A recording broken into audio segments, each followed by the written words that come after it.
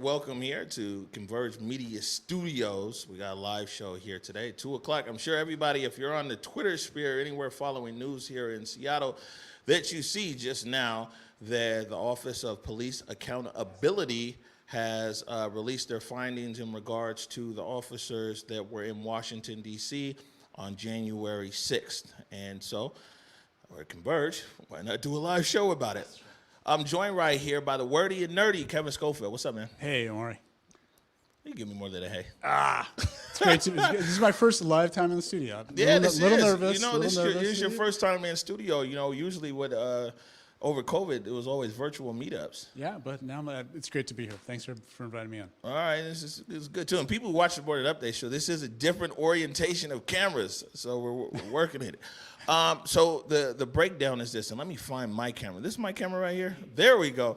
So the way this works here, and the reason why I got you in here and we teamed up for you to break this all down is that, and maybe you can explain the embargo process and everything else, is that sometimes reports and information are released to certain media and certain not. And sometimes I'm in that group and sometimes not. You know, no issue with that. But I have no idea basically what the report says. But you've been sitting on it for a minute, and maybe you can explain, one, that embargo process so people understand, and then we can get into it. Yeah, you bet. So folks in City Hall and government and occasionally businesses will give media advance access to press releases and other documents and reports, sometimes in advance, particularly when they're longer ones. So this report is 21 pages, and it's really, there's a lot of detail in it. And I, and I'm sure other reporters had follow-up questions. So in order to be able to tell a good, detailed, and accurate story right when a report like this releases, sometimes they give it to us in advance of this. So I got access to it yesterday afternoon, gave me a chance to ask some questions of the OPA and write up a report which should have gone out about 2 minutes ago that really kind of lays out all the details to this. Right, and where can people find your article? You go up to Seattle City Council Insight, sccinsight.com, and it should be right at the top now. All right, so that being said, basically you've had the report beforehand. I didn't, so I'm deferring to you. I'm deferring to you now because so this is one thing I think an advantage that we have here is that we can actually take a deep dive in everything in a longer format. And actually, we're going to be joined by Director Myerberg in probably about 10 or 12 minutes here. So that gives us some time for you to give the audience some context here and actually tell them what's the findings. Yeah. So just so everybody sort of recalls what happens here on January 6th. There was what they call Stop the Steal rally hosted by then President Trump, followed by March on the Capitol in D.C. and what could really only be called an insurrection, where thousands of people sort of rushed the steps and doors of the Capitol. They busted down fences into prohibited areas, breaking several laws, and then they went in. Many of them went inside the building and trashed offices, did a whole bunch of vandalism, and threatened the safety and in some cases the lives of elected officials and their staff. So what we know and have known for a few months is that there were 6 SPD officers who were actually present that day in DC.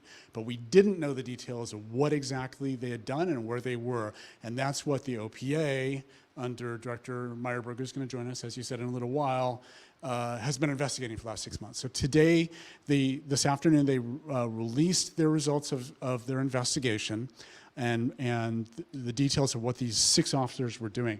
Now, it's important to remember that there were 2 parts of what happened that day.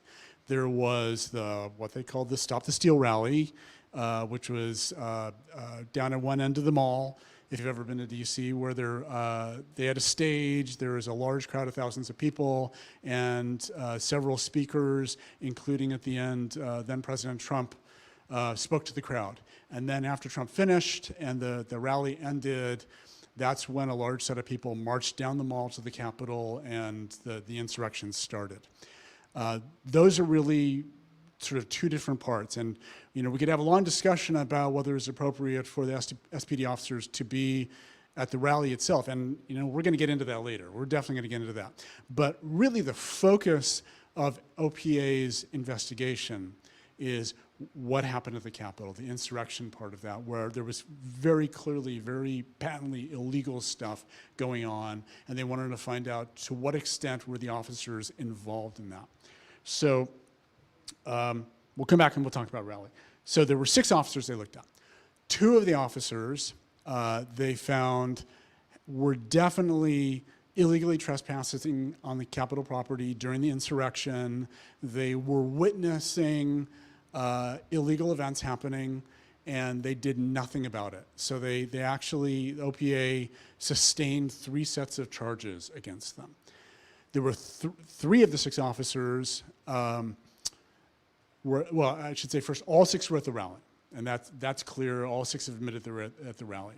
So 2 then went to the Capitol, and while there's no evidence that they actually went into the Capitol building themselves, they were definitely illegally trespassing and witnessing, as I said, illegal activities going on.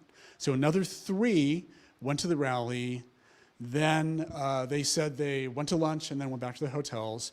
And we'll get into in a couple of minutes and how the investigation sort of went about confirming all this. But OPA basically confirmed their story around that they didn't in fact go into the illegal areas. They didn't really seem to witness any illegal activity. After they heard Trump speak, they went to lunch and they went back to the hotels. And there's receipts from the restaurant, there's video and timestamps from the hotel that pretty much confirm and support their story that they weren't part of the insurrection part. And then there's the 6th officer who said that he wasn't at the insurrection part of it, and he went and picked up some food and went back to the hotel. And OPA really couldn't find any evidence either way.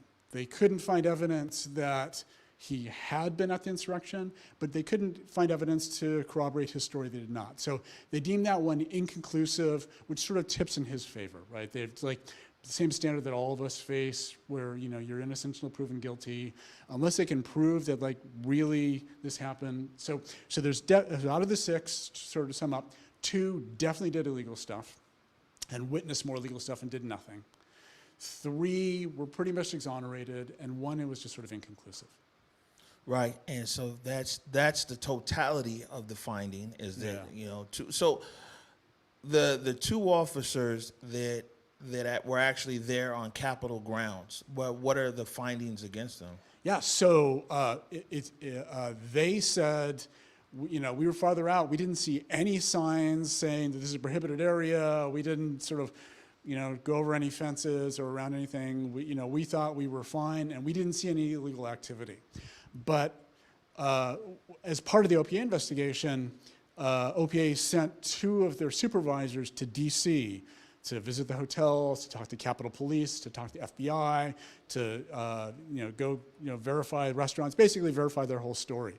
And when they talked to the FBI and gave them photos of these officers, the FBI came back with some photo imagery that showed them in the immediate vicinity of the Capitol. So they originally said like, oh, we didn't realize, we were just kind of being here, and the FBI then handed over photos to SPD that showed that they were in the mix. They were in the mix. They were, and this is all outside. They didn't show any evidence that they actually went inside the building, but they were outside. They were clearly in prohibited areas, and they were surrounded by people who were doing illegal activity, right? There's no way they could have been there and not known that this was going on. So the charges of them are, number one, breaking the law, right, which is against SPD policy. Number two, acting unprofessionally. And number three, that they have a duty to report and at some level respond when they see illegal activity, and they didn't do that. But now, there's also something else that's going to happen here, because it looks like they lied to OPA, right? And dishonesty under the SPOG contract, the one we all hate, the SPOG contract says that, calls out specifically that dishonesty is grounds for termination, right? So now there's a separate investigation that OPA still has going on, and we can talk to Director Myerberg about this in a little while, which specifically is around, did they lie? And went to OPA investigators about this. And if they did that, they could get fired right away for this. Yeah, but like, they didn't realize all them cameras that was out there. I mean, that was probably the most live streamed, photographed, everything out there. I mean, even the FBI, they're still putting out pictures of people. Yeah. Well, I mean, so let's be honest, there was a lot of stupid that day. I mean, there were a lot of people who were participating, who were inside the Capitol live streaming their own social media video from inside the Capitol, right? When you say the officers were in an area where illegal activity was occurring, what was some of that illegal activity? There were people Clearly they were already trespassing. Yeah, so they had, if you recall, at the time, this was just a couple weeks before the inauguration, so they were already assembling the whole inauguration platform, the scaffolding and everything out there. There were people climbing up the scaffolding, over and around signs that said, this is a prohibited area, you can't be here. There were, fences around. There were, people climbing up the walls of the Capitol to try to get in through windows. All the stuff that we saw on TV from TV footage from that day, right? These guys were there witnessing in the afternoon. Yeah, and I mean, we can't say for sure what exactly they saw, but we also saw police getting assaulted by the crowd out there. Yeah, we saw police getting assaulted, and that's something we can ask Director Myerberg in a minute when he comes in. Oh, well, look, the director he's right on. He's before time. So we've got Director Myerberg here. We're going to take a ZYD break right now and frame up everything, and when we come back, we're going to be live with OPA Director Andrew Myerberg. Public Health, Seattle, King County, Zero Youth Detention, along with our partners from across the South King County region, are committed to reducing violence and creating the conditions needed for our neighborhoods to be safe and free of crime. Too often, the response to crime and violence has been a piecemeal approach with a program here and a program there. When family units collapse, schools fail to educate, the economy fails to produce jobs, and crime rises, we've looked to law enforcement and punitive measures to save us. Nothing could be more wrong or further from the truth. Law enforcement can't shoulder all the burden or take the rest of us off the hook. We are acknowledging the lived experiences of Black, brown, and indigenous communities. We are centering community as the experts who can effectively identify key issues related to systems, policies, and practices that impact children, families, and communities of color across this region. Those most impacted by the issues will help call out and identify the root causes, including structural and systemic factors. 150 residents will partner with King County to develop strategies, solutions, and an action plan that explicitly addresses system changes needed and eliminates barriers to access for Black, brown, and indigenous folks. These residents will also identify the criteria used to measure our collective success. Simply put, we need your help as we do the work needed to make King County the safest in this country. It will take specific commitments from all of us, community members, our young people, elders, and leaders from the sectors all across this region. Together, we will get this work done. Please click the link below and sign up for a work group. Or you can recommend a co-facilitator from community for each work group. We look forward to hearing your ideas, concerns, feedback, and solutions as we build a community where all our children can be happy, healthy, hopeful, safe, and thriving.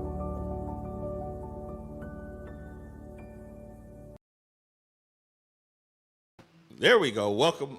I was going to say welcome back to the morning update show. I'm just so used to that. But welcome back to our OPA Report live show here. And we're joined now by OPA Director Andrew Myerberg. Welcome back to the set. Thank you. Good afternoon, guys. Yeah, good afternoon.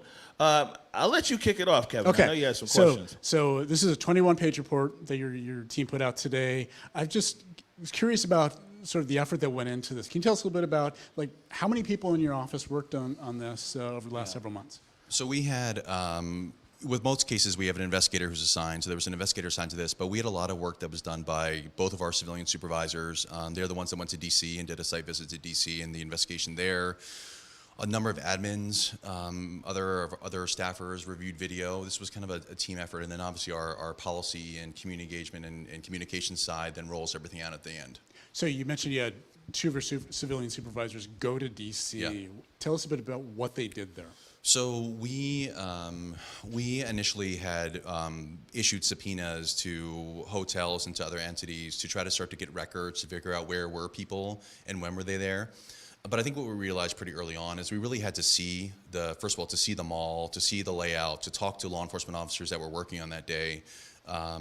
And then actually go to the hotels, to go to these places that the officers were saying that they went to verify the stories. And I think the trip was pretty successful insofar as it was able to corroborate the accounts of particularly the ones that did not engage in misconduct from our findings.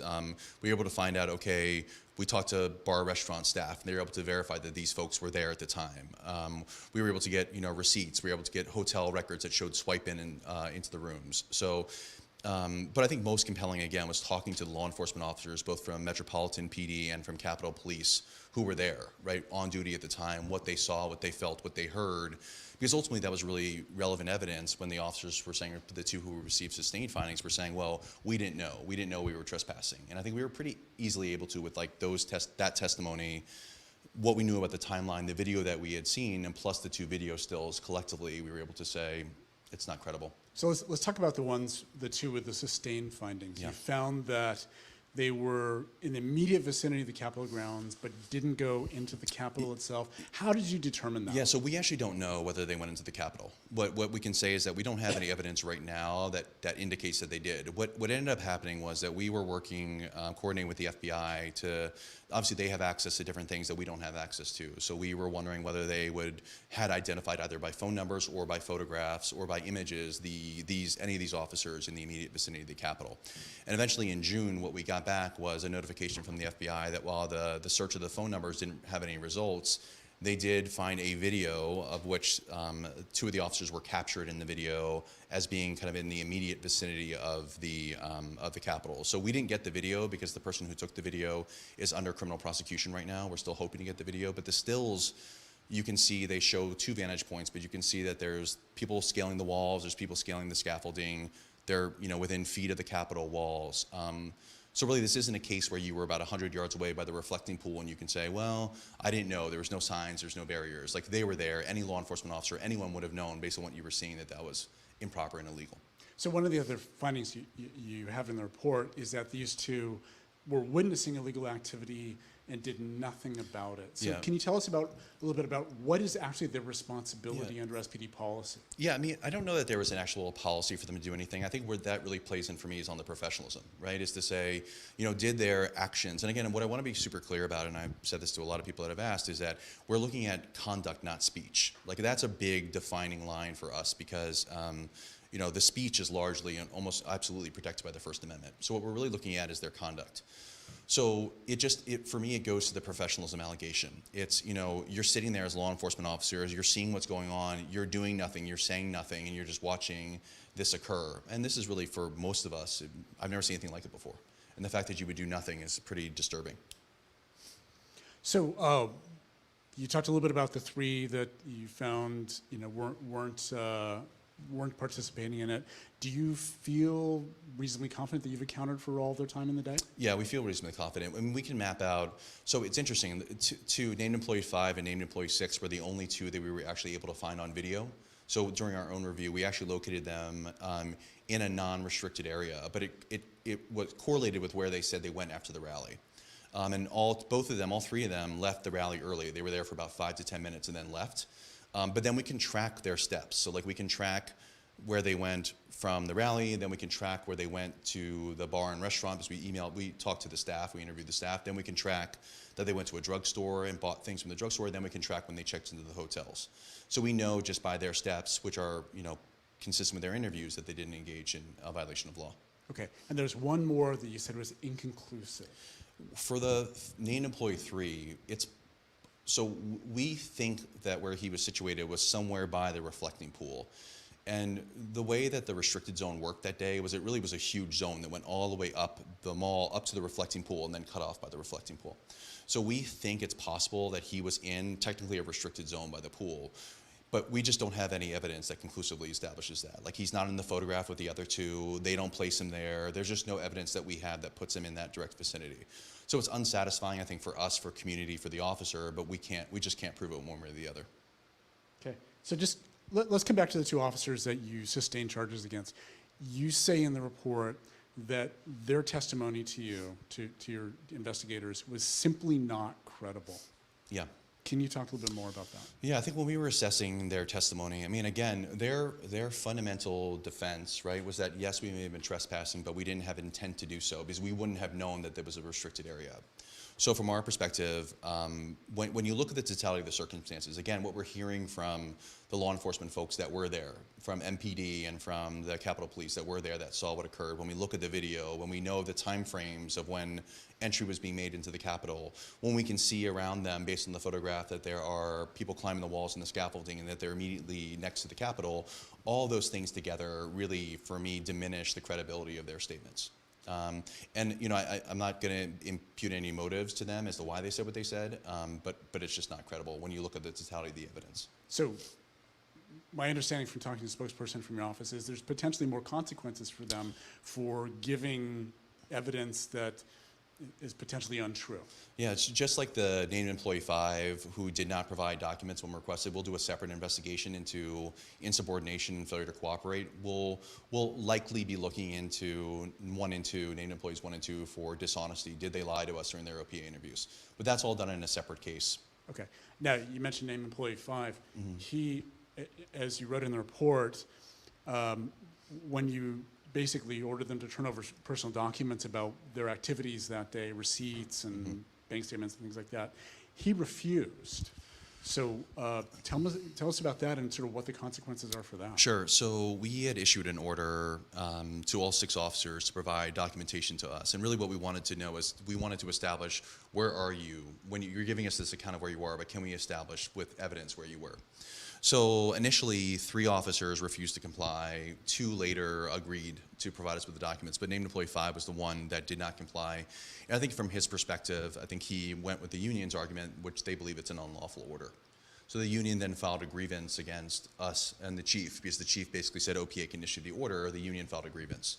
So that will go through, almost certainly will go through an arbitration unless there's some discussion with the parties. But from our perspective, when we order you to do something, it's under the authority of the chief. You can't refuse to comply with that order.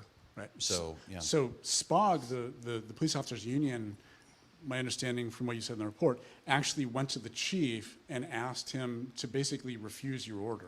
Because ultimately the way OPA works, and I think Omar is probably going to roll his eyes at me in a second, but the way OPA works is that all of our authority comes from the chief of police, right? Like we don't have authority, OPA doesn't have the authority to order an officer to comply. Right. We have to say, we are ordering you to comply under the authority of the chief of police. So, if it had been another chief, a chief that didn't, I think, believe in this investigation, that chief could have said, no, I'm declining, and then at that point we're stuck. But Diaz actually backed you up. Diaz said, yes, he's not going to interfere with the OPA investigation, and we have the authority to issue the order, and we issued the order. Okay, but this is interesting. So your office does not have subpoena authority. No.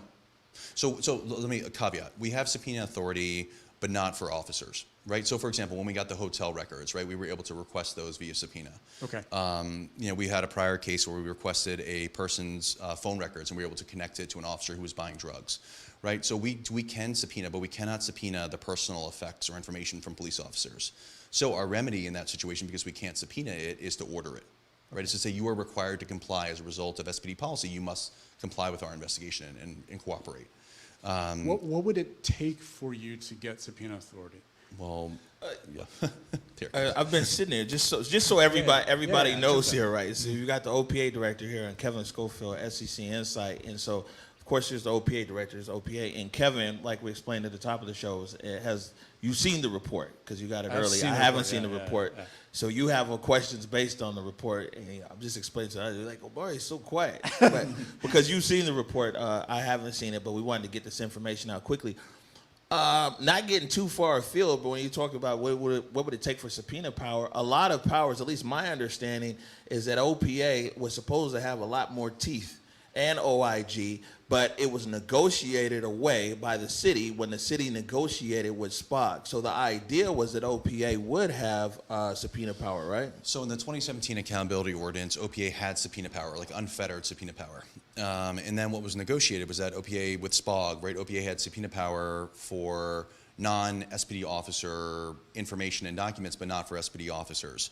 So the two things that could change it are A, negotiate it with the unions, or B, change state law, right? I mean, those are the two changes that could occur.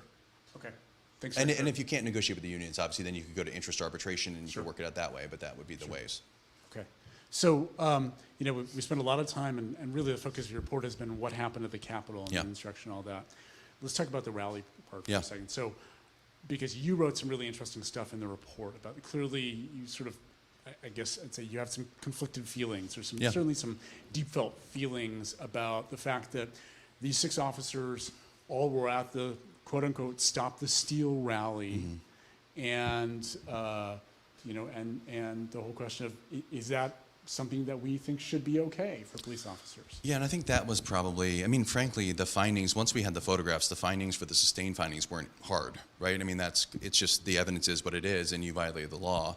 The harder decision, I think, is that professionalism determination for the other officers. One thing I tried to be really careful about during this case was, again, to say I'm focusing on conduct, not speech, right? And the reason for that is because I don't think it's legal to focus on speech, right? Were I to say that, and again, even if I disagree with everything that rally stood for, and I said this pretty clearly in the DCM, like, I think it was frivolous, right? Like, I think that there was no basis to say the election was stolen. But can I say that they don't have an unfettered right to politically assemble and to express themselves? Like, I don't think so. And I think any contrary finding would be frankly illegal. But now, at the same time, you have issued findings in the past around professionalism with things that officers have said. And generally, that professionalism is based on statements that are for example, using racial slurs or making threats of violence, right? There's no evidence that any of these individuals made any of those statements. And the only thing that they may have said would be to, cheer on speakers at the rally. And again, from my perspective, I didn't even go to that direction because it's totally protected under the First Amendment. I mean, absolutely, totally protected. So you're, I mean, clearly it feels like there's sort of a gray area in with like what's a protected speech and what's a not protected speech for a police officer. So is your guidance here sort of what Supreme Court rulings as to what's allowed and what's not allowed? Yeah, I mean, at Supreme Court rulings, there's been recent rulings from the Ninth Circuit, which is the Federal Court of Appeals in Washington, California, and Oregon, and other West Coast states. But I think, generally, purely political speech, you don't lose the right to express yourself politically because you're a Seattle Police Department officer. You don't. Where speech goes over the line, like fighting words, hate speech, racially motivated speech, that is different. But the reality is that we recently got an arbitration decision from the PSCSC that found that our bias policing policy doesn't cover bias speech, and that it falls under professionalism. So anyway, like it is an unclear area of law, but here for me, it wasn't really a gray area at all. I mean, I think this was purely protected speech under the First Amendment, and there's no way that I would find that it violated policy to be at a rally that, even if I don't agree with the rally. Okay. How much this this investigation, how much resource did that take away from other investigations that are in OPA? I know, for example, you know, the East Precinct, which it's been over a year now. We're waiting to find out who gave the order at the East Precinct, and quite a few other investigations that are pending over there. And, you know, how much resource did this take away, and how this took, how far up the priority line did this now take? So it definitely took resources away from other cases in that, like, this was a huge effort from multiple people, particularly our supervisors. And the way that our office is formulated is that we have 2 civilian supervisors. Any case that involves like other command staff, they have to investigate.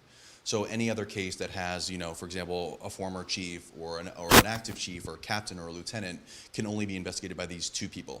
And they're also overseeing all of our investigation shop, working on this stuff, shepherding our other investigations through. So for sure, it's taken resources away. And definitely for the East Precinct case, one of the reasons why we don't have findings out right now is because the January 6th case had an active and ongoing 180-day timeline, where there is no 180-day timeline theoretically, even though there's huge public interest. The 2 named employees, which are an assistant chief and the former chief of police, none of them have a 180-day timeline. So we do prioritize. You know, the other protest-related investigations that are still outstanding are almost all, or they are all unknown or told, right? So we don't know the officer involved, or they're told. So we don't have, it's not like we blew 180-day deadlines to finish this case up. So I think we're still kind of on the up and up with the active cases we have going on. Right, and since we're on the East Precinct, I know we're here on this other, but I've got the OPA director here. Yep, so you do. To fire away. I mean, do you see yourself, I mean, for some people who view this, that East Precinct is set in a chain of motion of so many different things of last summer. And so, like you said, although you're not connecting it in a way that, you know, in this 180-day timeline, but for a lot of people, man, that was the linchpin in so many events. Is there a sense of urgency around the East Precinct findings? Yeah, there is. There is a sense of urgency. But again, you know, unfortunately, we are resource limited, right? So we are going to, in almost all situations, to prioritize cases in that we believe that are going to be sustained and that we want to meet the timeline. If we don't, they're overturned, right? So we're balancing a lot of different interests at one time, and I'm not diminishing in any way, shape, or form the importance of that case. We've talked about it a number of times. You know, it's one of the questions I get from almost everybody. You know, we are working on it actively, but we only have so many staffers and so many supervisors, and we're doing our best, and we just conducted our last interview today, and we think it should be wrapped up fairly soon. So you just said you're resource limited. Last summer, while, you know, the protests were still going on and CHOP was still going on, the mayor and several city council members said, OPA and OIG, whatever resources you need, we will make sure you get. Yeah. Did they follow through on that? Did you get the resources that you asked for? We definitely got approval for kind of future state resources, but I think really we weren't going to go out and hire a new supervisor within the 6 months that those cases all hit. It just wasn't going to happen, right? So it wasn't really realistic that we were going to amp up our staff by 25%. You know, ultimately, we finished, I think probably 90 some odd % of the cases, were, within the timeline with our current staff, and with people leaving, with people going on leave, with people moving, like usually happens. And with people, frankly, being burned out, right? Like there's a human cost. Yeah, and working through COVID. Yeah. But, I think the reality is there's a human cost to it too. Like our folks in OPA have worked around the clock. How do you feel about the staffing level for OPA right now? I think it's, right now, we're good, right? Because our intakes are down significantly. We're through the crush of the protests. We're cleaning up some of the older, unknown cases, but largely we're back to pre-protest levels, and the staffing for us is good. And we're also, with dispatchers moving out and with PEOs potentially moving out, it's you may be losing, let's say 60 to 80 cases a year that we won't have to investigate anymore. So I think our staffing is fairly good right now. But again, we don't have that crush that we had earlier last year. Right. So just coming back to the report, are there limits to what you managed to do with this investigation that you feel bad about? It's not. I don't know that I feel bad about it. Certainly, like we would have liked to have watched more video, Like, I mean, there's hundreds and thousands of hours of video out there. We just can't watch all of it, right? I mean, ideally, in a perfect state, I would have had a team of analysts that could have gone through every piece of video, having clothing descriptions, analyzing it, creating logs. We just don't have the bandwidth to do that. So we did a lot, and we kind of repurposed people. I mean, the only regret that I have really is that I would have liked to have had a definitive finding one way or the other on named employee 3. Like, I think we don't want inconclusive findings because it's just a lack of certainty. But I feel like we did everything that we could have done at that point to get there. Do you feel good about the report? I mean, I don't know if it's something I feel good about. I mean, it's my job, right? It's a report that I think it's supportive of the evidence. It's supportive of the law. I think the findings are right. I feel that we did as much as we could have done for the investigation. So, and I think, as you both know, I mean, people are going to have a lot of different opinions about this case. I think some people are going to feel like, we shouldn't have disciplined the officers. Other people will feel like we should have fired. All 6 of them should have been fired. So I think, You got some people, like myself, Yeah. who's like, I don't know. You know what I'm saying? Like, my parents grew up to the police going to different kind of rallies. Mm-hmm. My grandparents went with the police going to different kind of rallies. My great grandparents, you know what Yeah. I'm saying? I mean, Yeah.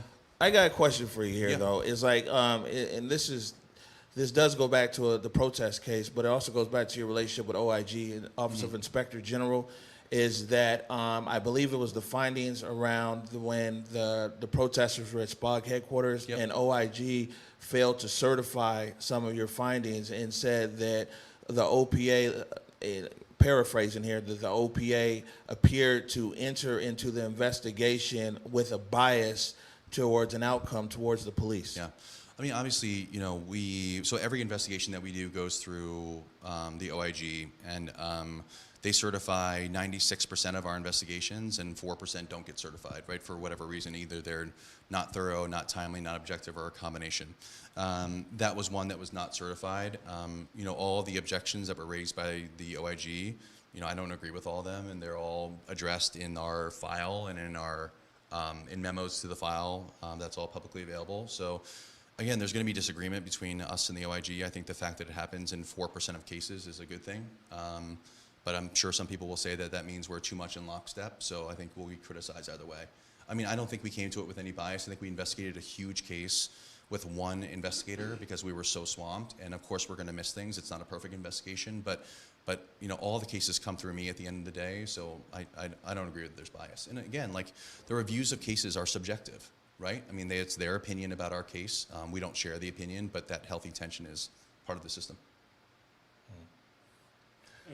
Sorry, go ahead. No, I was going to say, so we're getting some comments here, and I know that you touched on about free speech. I know it's something that we'll discuss here later, but some of the comments are like, if someone is supportive of hate speech, even if they're not saying it, if they show support of it, I mean, how does that equate back into a police force? So if someone, I guess the fundamental question for me is, are people saying stop the steal and that the election was fraudulent? Is that hate speech? Right? And I guess my response to that is, I don't think it's hate speech. I think it's political speech. Again, like, hate speech, if there was a rally, and you talked about the rallies that officers may have gone to, back in your parents' and grandparents' days, like, I don't think it's a close call. If they had gone to, like, a Ku Klux Klan rally, if they had been part of the 3%ers or, the Proud Boys, like, this isn't a close call, right? Like, they're fired. So there is a line then. I think that's what the viewers. Yeah. I think that's what some of the viewers want to know. Is there a line? Yeah, there is a line, right? And the line is not set by me in my ivory tower, right? It's set by case law. It's set by the United States Constitution. It's set by interpretive cases. So it's not like I'm sitting there Meaning the courts. Meaning the courts, right? So the Supreme Court sets forth, like, what is political speech, what is hate speech, what's protected, what's not protected. I think it's a mistake, and frankly, it would not even stand up in a court of law. Like, we would be overturned by an arbitrator were I to reach beyond those and create some sort of an extrajudicial determination of what constitutes prohibited speech just because we live in Seattle, which is majority Democrat, right? Like, it would go down a road that I'm not willing to go down. Maybe my successor, when I'm out of this office, will be more comfortable doing that, and that's within that person's prerogative. But I feel required to apply the Constitution and the Supreme Court case law and Ninth Circuit case law when I make my decisions. So what's next in regards to this process here? Maybe we can explain to our viewers. Again, 6 officers there in Washington, D.C., 2 officers that you found. You've sustained some findings there that they were on the Capitol grounds in the midst of different things going on. You can't prove that they were inside the Capitol, but basically you got 2 officers who seem like they're in trouble. What's next? So whenever we finish an investigation, we send the case file with their sustained findings out to the chain of command, which is the patrol chief and then the 2 precinct chiefs, precinct captains, sorry, and then we all kind of discuss the case to say, all right, do we agree on the findings, and if so, do we agree on what discipline should be imposed? So there was consensus on the findings, and the recommendation that came from that committee is termination for both the officers. So now the case will go to the chief of police. So I think right now, tentatively scheduled for August 5th will be the due process hearing where the officers will go and speak with the chief and have attorneys and the union present. They'll be able to advocate for themselves and to bring up whatever defenses they want to bring up, which they're entitled to under due process in the contract. And then after that point, the chief will make his decision about whether to agree with OPA, and if so, what discipline to impose. Yeah, but we've seen here, I don't know, has anything in Olympia changed the bearing of your office? Because we've seen that the chief can fire somebody, and then the union can file a grievance, and then it can go to arbitration, and the arbitrator can reinstate the officer. So just because Chief Diaz may fire somebody doesn't mean that ultimately that officer leaves the force. That's true. And has any of the laws, anything changed in your regard down in Olympia? There's not been sufficient enough changes with arbitration to really change the state of the law right now that exists. So, I mean, certainly I think it's something that the city is interested in evaluating in negotiations with the unions. I mean, our hope is that, I mean, at least my hope for OPA is that future state, when you're evaluating this type of a case, like the arbitrator is gonna to look at the case file that was before the chief and not apply what we call as a de novo standard, where you're kind of looking at everything under the sun that wasn't before the chief. But again, like for me, every case can go to arbitration, right? Every case can be challenged. But I think this is a strong enough case that I don't feel like we're at risk of being overturned at arbitration. And there's also no guarantee that the union's going to grieve it, right? The union may, but they also may not. There's a lot of cases recently that have been terminations that they haven't taken to appeal. So again, like there's a lot of factors that have to happen before we get to the appeal. I'm not saying it won't happen. I can't predict what an arbitrator is going to do, but I feel that it's a strong case that's supported by the evidence. All right, I know we want to keep you on time here. That's why people like coming on this show. We keep them, we get them in, and we get them out on time. Yeah. Did you have any other questions for Director Myerberg? There's a little bit more work left for your team to do, because now there's 3 investigations still pending from this against the 2 officers who had the sustained findings, question of sort of dishonesty, and then for the one who refused to provide materials, investigation about insubordination and refusal to comply? Yeah, so we will be, we haven't opened a dishonesty case yet against the first 2, but we're still evaluating the evidence. I'd like to see the video before we move forward, but it's likely that we will initiate some sort of investigation on dishonesty. Sorry, Mar, what do you got? Yo, no, well, actually, look, I need you for like 2-3 more minutes. I got a few more good questions here. Okay. So one of these questions is, with the officers here, is that, you know, they've, clearly if they trespass, they broke the law there, do they face criminal charges anywhere? So obviously they wouldn't face criminal charges in Seattle because it's DC law. Our understanding from speaking to both Metropolitan Police, U.S. Capitol Police, and others is that because of the number of people, like within the hundreds that were in the Capitol and that assaulted officers and engaged in other misconduct in the Capitol, that's the focus of the criminal investigations and prosecutions. And just resource limitations, they doubt that they'll be able to, it's doubtful that they will charge and prosecute people that were in the vicinity that were trespassing but that didn't enter the Capitol. Another question for you here. Do any black people work for OPA? Yeah. Yeah? How many? I believe we have 2 African-American people, 2 African-American people, 1 African-American intern, and one of our new supervisors for the investigations is African-American. All right, that's good. Yeah, I mean, it's real-time feedback, man. Yeah. You know what I'm saying? That's what you want. This is a big department that's over there. So you said that it's going there on August 5th is the hearing, and then, you know, and then it's in the chief's lap? It's up to the chief. Yep. Man. All right. Well, we'll see what happens. I really appreciate you taking the time coming over here. Yeah, of course. And we always, our audience, man, we always want to explain everything in long format. And a lot of times, them sound bites, it gets kind of crazy. So we want to give you an opportunity to speak in a long format to explain the actions of your office. And I appreciate it, for sure. Yeah, no Thank problem. We're going to take a quick break. We come back, me and Kevin Schofield. There's a lot of press releases that have come out now from the mayor's office and from SPD, and so we'll jump into that. We'll be right back. I did it for the city, I did it for the love, I did it for the people, I did it for us. Back on this rap ish, I ain't even broke a sweat, homie, this practice. Pondering my next move, staring at my track list, hope I ain't missing my window. Praying like a Baptist, Seattle's own, tired of this Game of Thrones. They made a list of the best rappers and guess who wasn't on? While the disrespect continues, I'm steady packing these venues.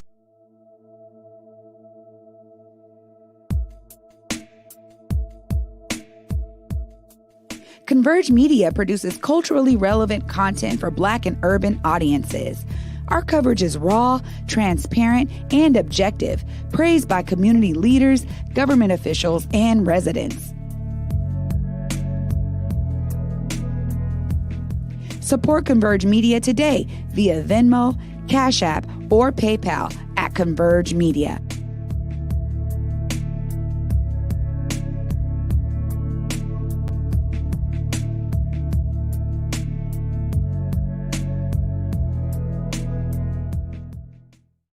All right.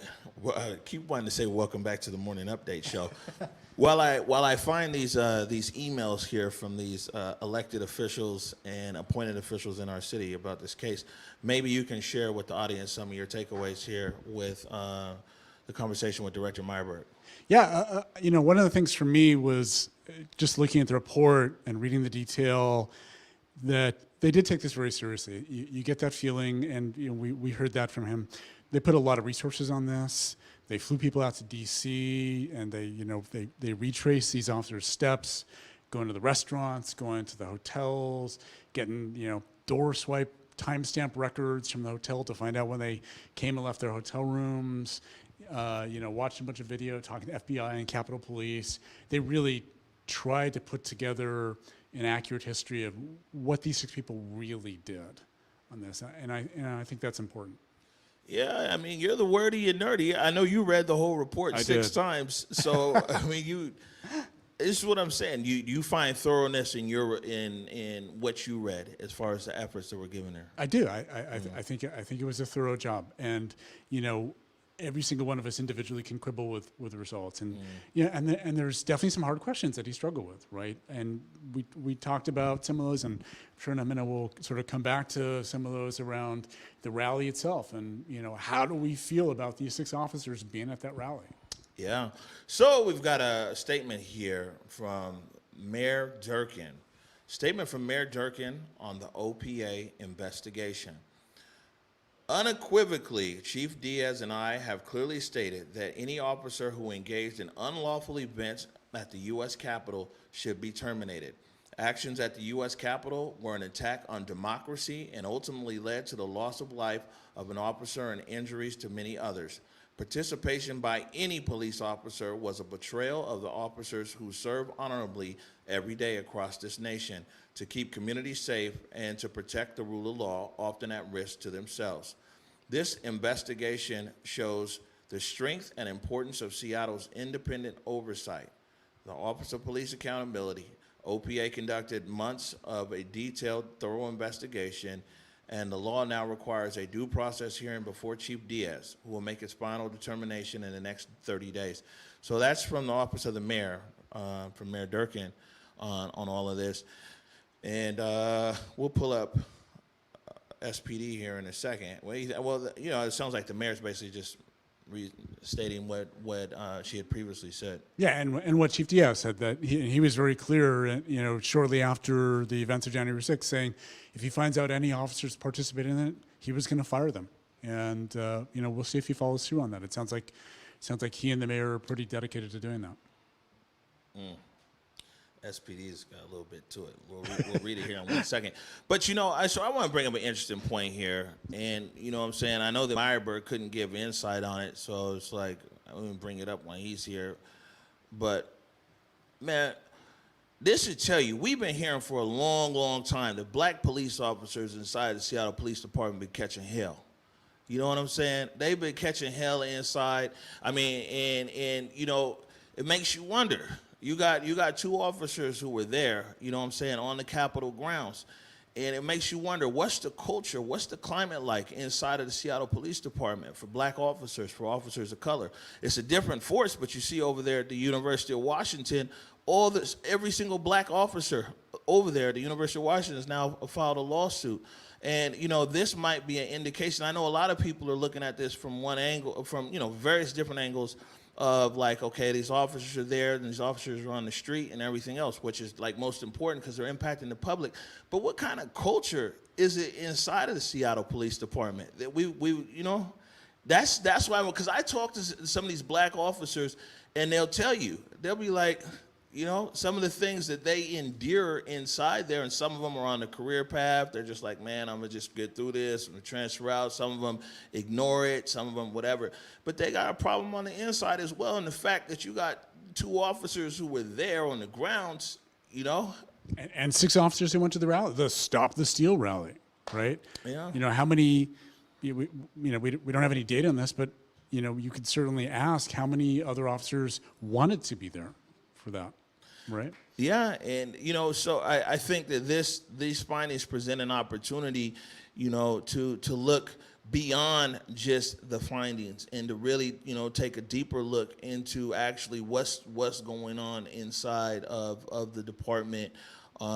Because, you know, you hear these stories, and a lot of this stuff is things that black officers really just feel comfortable talking to black people about. Oh, man, you know what? You guys think it's easy for us? You know what I'm saying? We get called Uncle Tom on the streets. We go back there to the police locker room, and it's X, Y, Z. They get it bad on both sides. You know what I'm saying? Right. And, I mean, this might give some insight into, you know, how officers of color, what's going on over there. Because if you bold enough to go and go out there, D.C., to be out there at the Capitol, you know what I'm saying, chaos all around you, man, what are you not doing here? And it'd be interesting as well to see, like, what's the complaint record?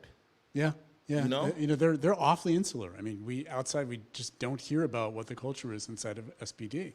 You hear, like, individually, one-on-one, when you can get an individual officer alone and get them to open up. But collectively, they don't speak about that. I mean, collectively, the signal we do get is who they elect as president of SPOG. Right?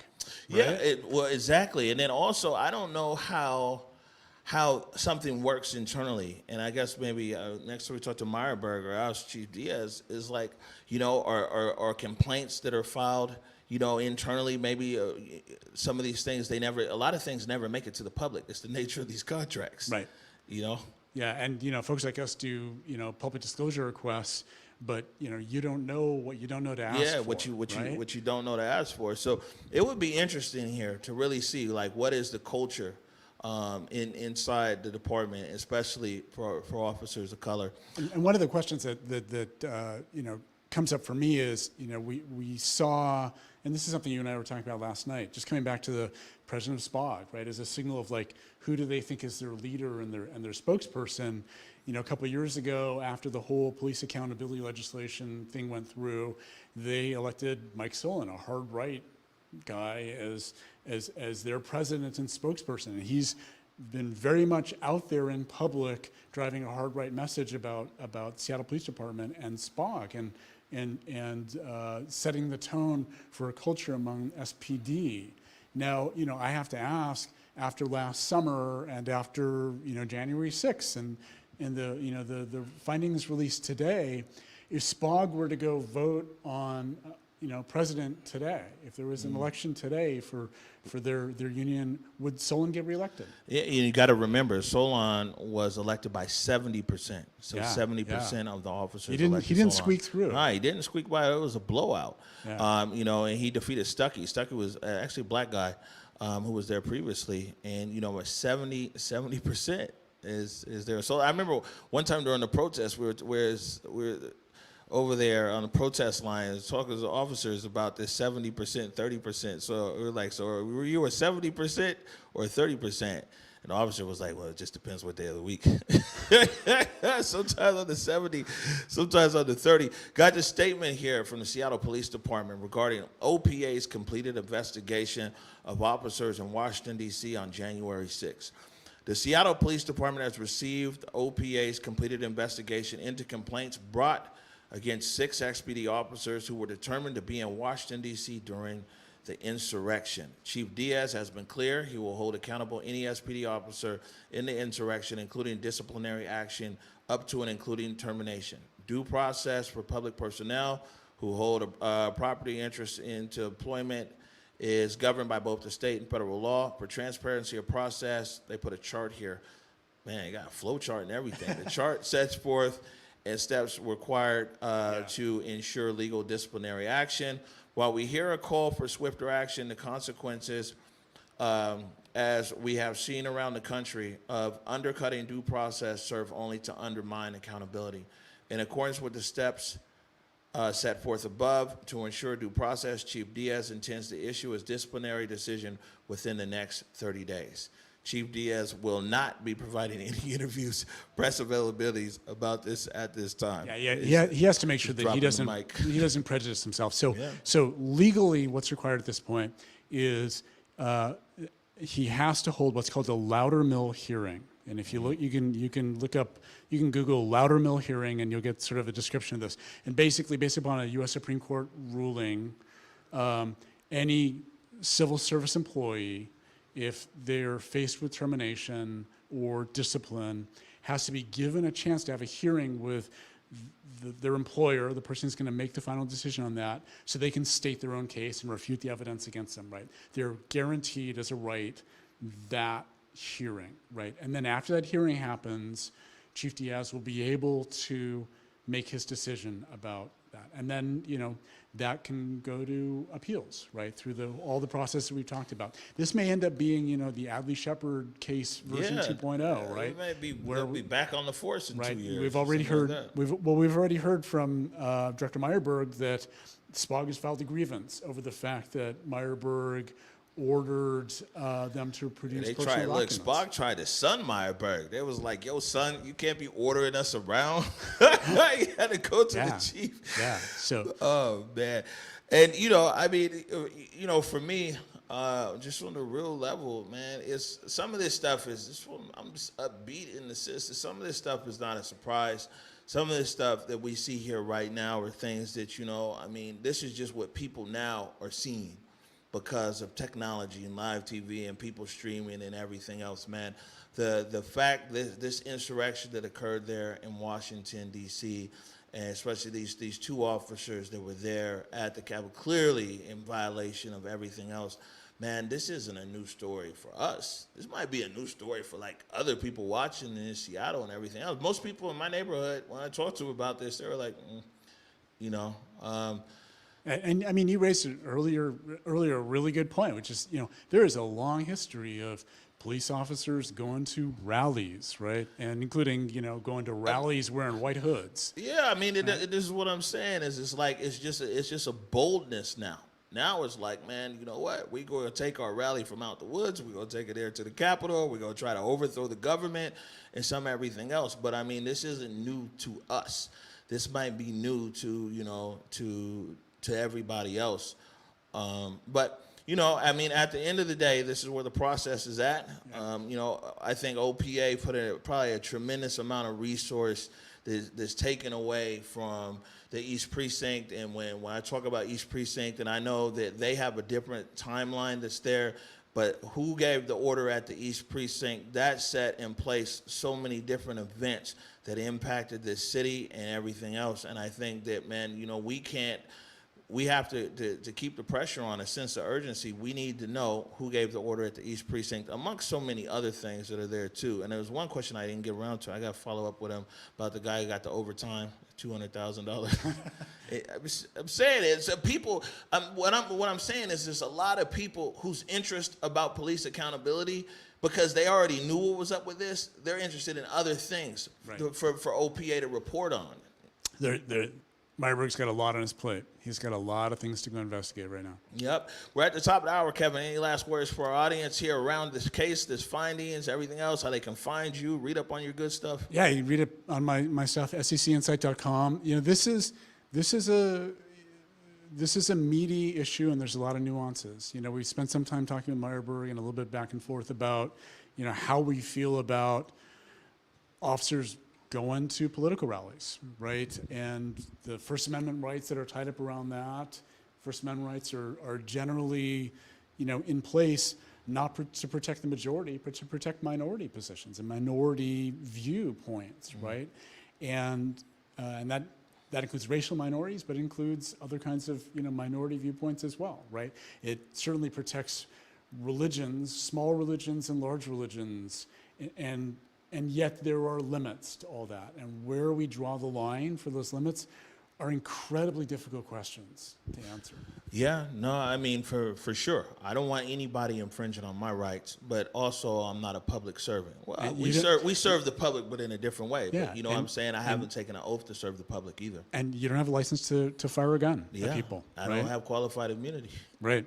You know, Right. so there are. This is a different standard that we hold police officers to, Right. and we have to have hard conversations about what it means for accountability to people that we give that kind of license to. Right. I mean, because a police officer is already at a different threshold in society. In every state in this country, it's already a different threshold, and you know they already get a lot of rights that are negotiated into their contracts and everything else. And so you're right. This is a conversation that we need to have here as a city, and probably even broader conversation that goes along with it.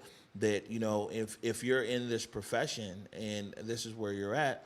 And irregardless, this is a far right rally, you know, in ensuing insurrection.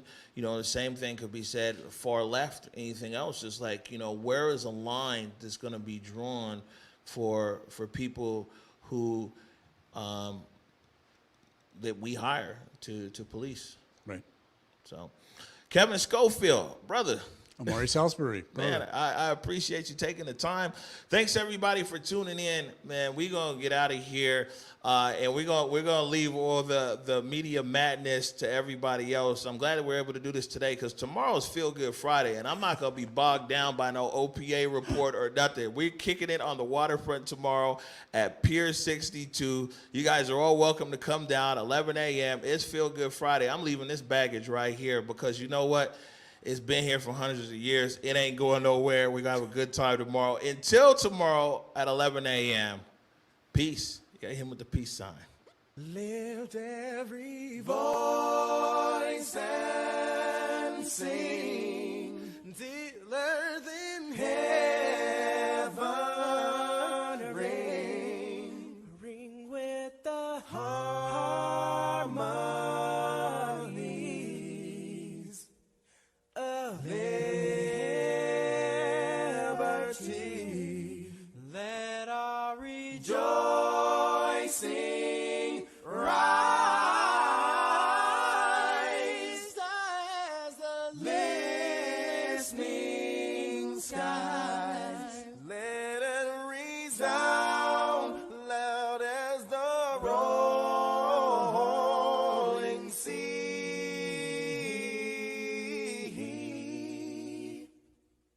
Sing a song full of the faith that the dark past has taught us. Sing a song full of the hope that the present has brought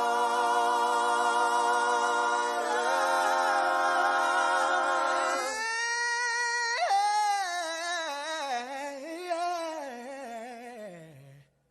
Facing the rising sun of a new day begun. Let us march on to victory.